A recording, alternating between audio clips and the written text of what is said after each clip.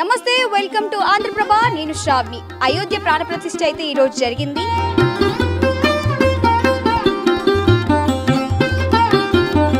అక్కడ అయోధ్యకి వెళ్ళలేని వారు శ్రీ రామచంద్రస్వామి ఆలయానికి అయితే వెళ్తున్నారు. అందులో భాగంగా అయితే మనము ఓల్డ్ అల్వాల్ టెంపుల్ శ్రీ రామచంద్రస్వామి ఆలయానికి అయితే వచ్చేసాం. ఎల్ఈడి స్క్రీన్స్ అయితే ఏర్పాటు చేశారు. ఎల్ఈడి స్క్రీన్స్లలో భక్తులు అయితే చాలా మంది వచ్చి చూస్తూ లైవ్ ని ఎంజాయ్ చేస్తున్నారు. ఇక్కడికి వచ్చిన భక్తులకి అన్నదాన ప్రసాదాలు అయితే ఏర్పాటు చేశారు. ఇక్కడ విశ్వ హిందూ పరిషత్ వాళ్ళు అయితే ఈ ఓల్డ్ అల్వాల్ ఎదురుగా అయితే ఎల్ఈడి స్క్రీన్ అయితే ఏర్పాటు చేసేసి భక్తుల్ని గ్యాదర్ చేసి భక్తులతో శ్రీరామ జయరామ అంటూ 24 గంటలు ఏకవచనం చేయించారు. మనమైతే ఆ ఎల్ఈడి స్క్రీన్ అయితే చూసేద్దాం. మరి భక్తులు ఏమనుకుంటున్నారు? అయోధ్యలో అయితే ప్రాణప్రతిష్ఠ జరిగింది. ఇక్కడ ఉన్న భక్తులతో అయోధ్య విశేషాల గురించి వాళ్ళు ఎలా సంతోషిస్తున్నారో వాళ్ళ ఆనందాన్ని అయితే మనం ఈరోజు తెలుసుకుందాం.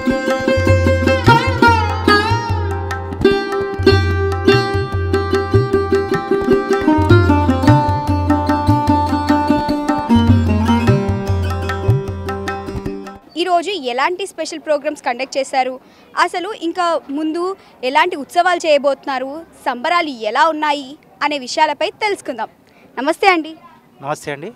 అంటే 400 ఇయర్స్ నాటి టెంపుల్ ముందు ఇలా ఎల్ఈడి స్క్రీన్ పెట్టేసి శ్రీ సీతారామస్వామి ఆలయం దగ్గర ఇలా చేయటం మీకు ఎలా అనిపిస్తోంది? చాలా సంతోషంగా ఉంది. ఈరోజు ప్రపంచం మొత్తం కూడా అయోధ్యలో భవ్యమైనటువంటి రామమందిర నిర్మాణం పూర్తయి బాలరాముని ప్రాణప్రతిష్ఠ మహోత్సవం జరుపుకున్న శుభ సందర్భంలో మొత్తం ప్రపంచం మొత్తము ఈరోజు పండుగ వాతావరణం ఉంది. కాబట్టి అందులో భాగంగా మా తెలంగాణ ప్రాంతంలోని మహంకాళి జిల్లా అంటే సికింద్రాబాద్లోని అల్వాల్ ప్రఖండలో విశ్వ హిందూ పరిషత్ తరఫున ఇక్కడ శ్రీ సీతారాముల వారి దేవాలయంలో అంగరంగ వైభవంగా మేము సైతం ఈ ప్రపంచంలో జరిగేటువంటి ఉత్సవాల్లో భాగంగా మేము మాకు తోచిన అంత పెద్ద ఎత్తులో కాకుండా చిన్న ఎత్తులో అనకుండా మా భక్తి శ్రద్ధలతో మాకు వీలైనంతలో ఈరోజు చేసుకున్నాము. అంటే ఈ సంబరాలు నిన్న నుంచే మేము మొదలుపెట్టాము. నిన్న ఉదయం 1 గంట 21వ తారీఖు ఉదయం 10 గంటలకు మొదలైనటువంటి ఏకాహము అంటే 24 అవర్స్ శ్రీరామనామ జపము, శ్రీరామ జయరామ జయ జయరామ ఈ విజయమహామంత్రాన్ని 24 గంటలు కూడా పారాయణం చేయడం జరిగింది. భక్తులు అందరూ కూడా అధిక సంఖ్యలో పాల్గొని ఆ కార్యక్రమాన్ని విజయవంతం చేశారు. ఈరోజు పొద్దున 10ంటికి దాని సమారోపం అయిపోయింది. దాని తర్వాత 11 గంటల నుంచి వెళ్ళి 1 గంట వరకు ఇక్కడ రామాలయ ప్రాంగణంలో పెద్ద ఎల్ఈడి స్క్రీన్ మీరు చూస్తున్నారు, అది ఏర్పాటు చేయడం జరిగింది. అందరూ కూడా భక్తి శ్రద్ధలతో దాదాపు ఈరోజు 1200 పైచిలకు మంది ఈరోజు ఈ కార్యక్రమాన్ని వీక్షించారు ప్రత్యక్షంగా ఇక్కడికి వచ్చి. తర్వాత 1 గంట తర్వాత స్వామివారి ఆశీర్వాదాలు తీసుకొని అందరూ అన్నప్రసాదం కూడా ఇక్కడనే వితరణ చేయడం జరిగింది. దానిలో భాగంగా ఇప్పటి వరకు కూడా ఈ కార్యక్రమం పూర్తి అయిపోయింది. సాయంత్రము 6:30కు మళ్ళీ ఇక్కడ ఓల్డ్ అల్వాల్ పాత రామాలయం అది ఇక్కడి నుంచి మనకు టెంపుల్ అల్వాల్లోని శ్రీ వెంకటేశ్వర స్వామి దేవాలయం ఉంది. అది కూడా అతి పురాతనమైనటువంటి దేవాలయం. అది కూడా 500 నాటి సంవత్సరాల కంటే పూర్వం ఉన్నటువంటి దేవాలయం. ఇక్కడి నుంచి అక్కడికి రాములవారి శోభాయాత్ర అంటే పల్లకీ సేవ ఉంటుంది. ఈ పల్లకీ సేవ భక్తులందరూ అక్కడ దాకా మోసుకొని వెళ్ళి మళ్ళీ ఇక్కడికి వచ్చి శాంతిబంధ్ అని చెప్పి పూర్తి చేస్తారు. సాయంత్రము దీపావళి కూడా జరుపుకుంటాం. ఇక్కడ ఓల్డ్ అల్వాల్ శివాలయంలో దీపావళి కూడా జరుపుకొని అక్కడ రామ మందిరం యొక్క నమూనాను గీయడం జరుగుతుంది. దీపాలు పెట్టి అలంకారం చేసి దీపావళి పండుగ జరుపుకుంటున్నాం. కాబట్టి ప్రపంచంలో జరుపుకునే ఉత్సవాల్లో మేము కూడా మా వంతు ప్రయత్నంగా మేము రామకార్యాన్ని చేశాం. జై శ్రీరామ్. సతీష్ గారు, అంటే ఇక్కడ ఎన్ని సంవత్సరాల నుండి ఉంటున్నారు? నేను పుట్టినప్పటి నుంచి ఇక్కడే జన్మించాను, పుట్టి పెరిగింది ఇక్కడే ఓల్డ్ అల్వాల్లోనే. ఈ ఆలయం యొక్క ప్రత్యేకతలు ఏంటి, ప్రతిష్ఠ అంటే ఏమి ఇంపార్టెన్స్ ఉంది ఇక్కడ? అంటే ఇప్పుడు ఇంతకుముందు వాళ్ళు చెప్పినట్టుగా ఒక 500 ఇయర్స్ బ్యాక్ టెంపుల్ ఇది. రెగ్యులర్గా వస్తుంటాము, మన రామ కళ్యాణం అవుతుంటాయి, మిగతా కార్యక్రమాలు చాలా అవుతుంటాయి. ఇంతకుముందు మేము హేకాహం చేశాము, శ్రీరామ జయరామ జయం జపం చేశాము. అలాంటి మన విశ్వ హిందూ పరిషత్కి సంబంధించి ప్రోగ్రామ్స్ అన్నీ కూడా మనం ఈ ఆలయం కేంద్రంగానే చేస్తాం మ్యాక్సిమం. ఈరోజు స్పెషల్ డే కారణంగా మీరు ఇక్కడ ఎలాంటి ప్రోగ్రామ్స్ కండక్ట్ చేశారు? అయితే నిన్న 10 o'clock స్టార్ట్ చేసి నిన్న 10 o'clock నుంచి ఇవాళ మార్నింగ్ 10:20 వరకు ఏకాహం అంటాం. ఒకటే నామము 24 గంటలు చెప్పడం అనమాట. శ్రీరామ జయరామ జయ జయరామ అని చెప్పినాము. అలానే మధ్యలో బ్రేక్స్ గ్రూపుల వారిగా డివైడ్ చేసి ఒక్కొక్కరు 2 hours 3 hours అలా చేసుకున్నాము. మధ్యలో టీ ఇవ్వడము, ప్రసాదం ఇవ్వడము అలాంటివి చాలా జరిగినాయి. ఆ తర్వాత ఇవాళ వచ్చేసి మార్నింగ్ 10:20కి ఏకాహం కంప్లీట్ చేసుకున్నాము. ఉత్సవమూర్తులు ఇక్కడ బయట పెట్టాము అందరికీ దర్శనం అయ్యేలాగా. సో ఇవాళ జనాలు అయితే మేము ఎక్స్పెక్ట్ చేయనంత విధంగా వచ్చేసారు, చాలామంది వచ్చినారు. ఈ స్క్రీన్ పెట్టడం వల్ల కానీ నిన్న ర్యాలీ కూడా తీసాం. నిన్న ఒక అవగాహన చెప్పుకోవడానికి మర్చిపోతారు కదా, చాలా రోజులైంది మేము ఇచ్చి అక్షంతలు. సో అలా ఒకసారి వెళ్తే మళ్ళీ ఒకసారి గుర్తొస్తుంది కదా, అక్కడ ఇక్కడ రమ్మని కూడా ఇన్విటేషన్ ఇచ్చినట్టు ఉంటుందని చెప్పి మళ్ళీ అల్వాల్ మొత్తం ర్యాలీ తీసాం, బైక్ ర్యాలీ తీసిన తర్వాత ఇవాళ అదే ఏందో మరి తెలియదు కానీ అది చాలా ఎఫెక్ట్ పడ్డది మనకి. బైక్ ర్యాలీ చేసినందుకు చాలామంది వచ్చినారు. సో చాలా సక్సెస్ఫుల్ అయింది, మేము అనుకున్న దానికంటే ఇంకా డబుల్ ట్రిబుల్ అయింది. సో అలాగే అన్నదానం కూడా చాలా మంచిగా అయింది. నెక్స్ట్ ఈవినింగ్ ఎలాంటి కార్యక్రమాలు సేవా కార్యక్రమాలు చేయబోతున్నారు? అయితే మనం ఇప్పుడు రామాలయం టెంపుల్ నుంచి పల్లకి సేవ ఉంటుంది. 6:30కి పల్లకి సేవ స్టార్ట్ అవుతుంది. ఇంతకుముందుకు రాజేశ్వరం అని చెప్పినట్టుగా వెంకటేశ్వర స్వామి టెంపుల్ ఉంది కదా, వెంకటేశ్వర స్వామి టెంపుల్ ఇక్కడ నుంచి అక్కడికి మనం పల్లకి సేవ తీసుకెళ్తాం అనమాట. అంటే ప్రతిసారి తీసుకెళ్తాము, ఇప్పుడు భుజాల పైన మోసుకొని తీసుకెళ్తాం అనమాట. మామూలుగా అయితే వెహికల్స్ వస్తాయి కదా, దానికి తీసుకెళ్తాము. అయితే గుడి వాళ్ళు అన్నారు, అంటే మనకు వీలవుతుందా, అంతమంది ఉన్నారా అంటే మేము గ్యాదర్ చేస్తాము, మన దగ్గర చాలామంది ఉన్నారు, అక్కడ దాకా పల్లకి సేవ చేసుకుని వెళ్దామని చెప్పినాము. మనకి ఇక్కడ వెనకాల back side same 400 years back శివాలయం ఉంది, మా ఇల్లు అక్కడే.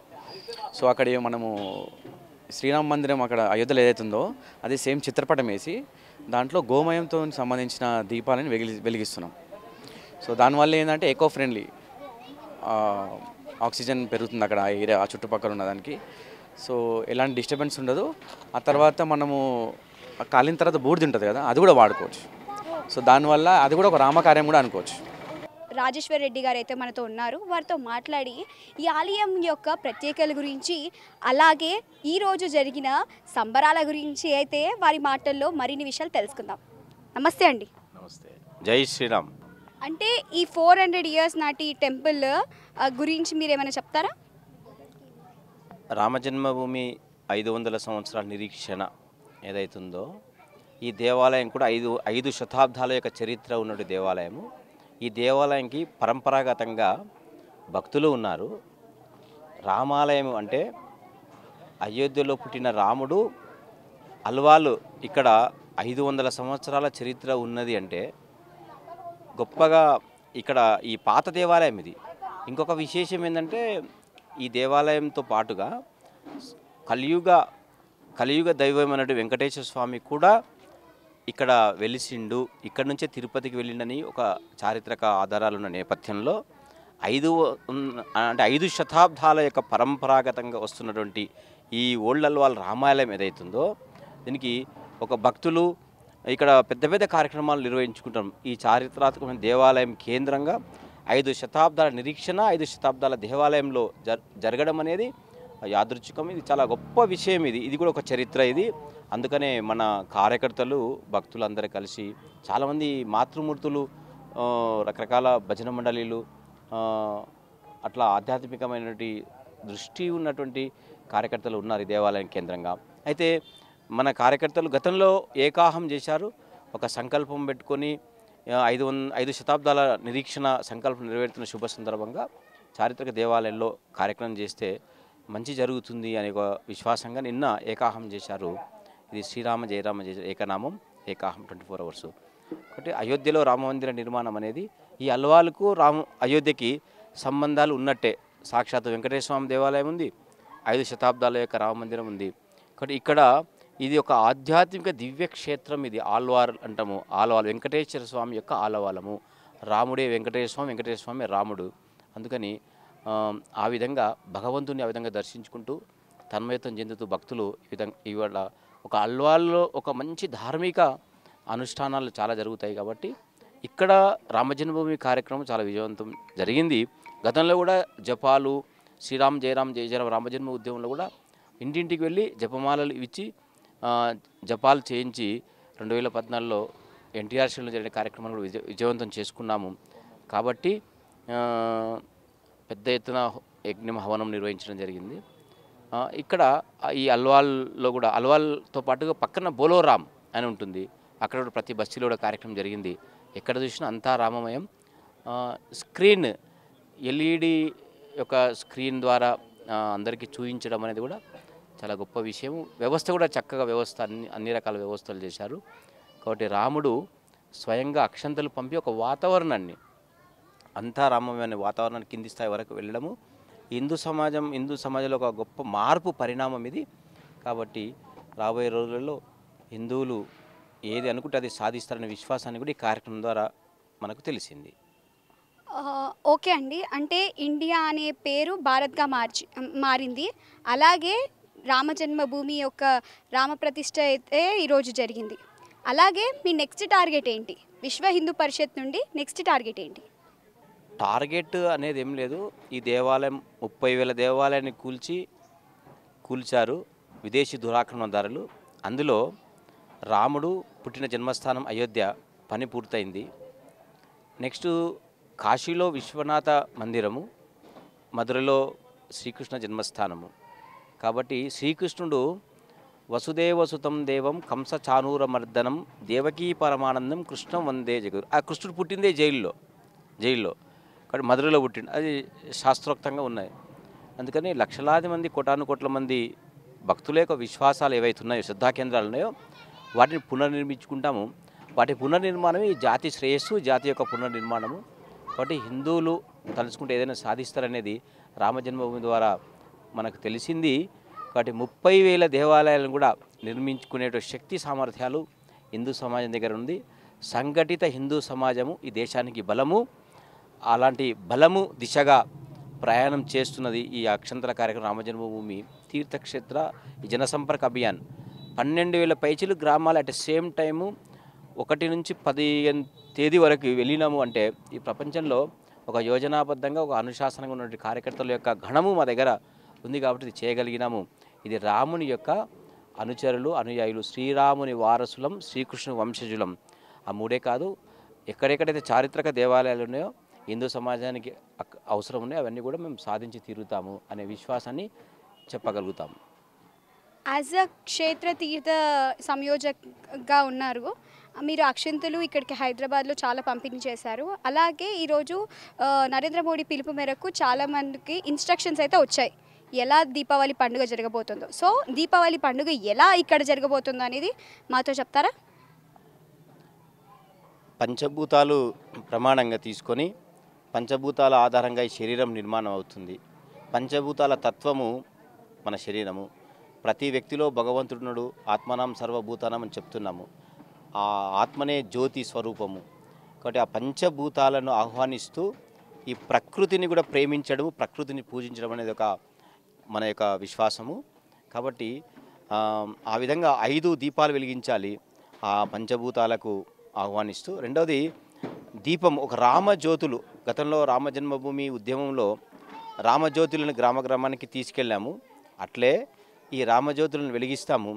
దీపావళి పండుగ ఏ రాక్షస సంహారం చేసి అందరూ ఆనందంగా వేడుక జరుపుకున్నారో దీపావళి పండుగ, మరో అయోధ్య రామమందిర ప్రాణ ప్రతిష్ట సంబంధించిన రోజు ఇవాళ మనం దీపావళి జరుపుకుంటున్నాం. కాబట్టి ఆ దీపావళి అనేది ప్రతి ఇంటికి కూడా 5 దీపాలు వెలిగించాలనే సందేశము వెళ్ళింది. సమాచారం వెళ్ళడము, సమాజము సిద్ధంగా ఉండడం అనేది గొప్ప విషయము. ఆల్రెడీ అందరం కూడా గ్రామాలలో మామూలు ఒక గ్రామాలకు కూడా వెళ్ళినాయి. కొన్ని చోట్ల దీపాలు కూడా వితరణ చేయడం జరిగింది. ఇక్కడ కూడా గోమయంతో గో ఆధారంగా తయారైనటువంటి ప్రమిదలను కూడా ఇంటింటికి వితరణ చేసి కూడా వెలిగిస్తున్నారు. గొప్ప విషయం ఇది. గోవుకు భగవంతునికి దగ్గర సంబంధం ఉంది. గోపాలకుడు అయిండు కృష్ణుడు, గోపాలకుడు గోవిందుడే ఆయన. అలాంటి గో ఉత్పత్తులను కూడా పరిచయం చేసినట్టు అవుతుంది. కాబట్టి ప్రకృతికి దగ్గరగా ప్రకృతిని ప్రేమించడం, ప్రకృతిని పూజించడం అనేది కూడా హిందువుల యొక్క విశ్వాసము. 5 దీపాలు వెలిగించి దీపావళి ఆ వెలుగులో మనం ఆ విధంగా ఒక మంచి సందేశాన్ని ఇస్తున్నాము. అందరి జీవితాల్లో వెలుగును ప్రసాదించి భగవంతుని యొక్క ఆశీర్వాదము, సీతమ్మ వారి యొక్క ఆశీర్వాదం ఉండాలని ఆ తల్లులు అందరూ కూడా జ్యోతులు వెలిగిస్తున్నారు. మనం అందరం సాయంత్రం వేడుక జరుపుకుంటున్నాం.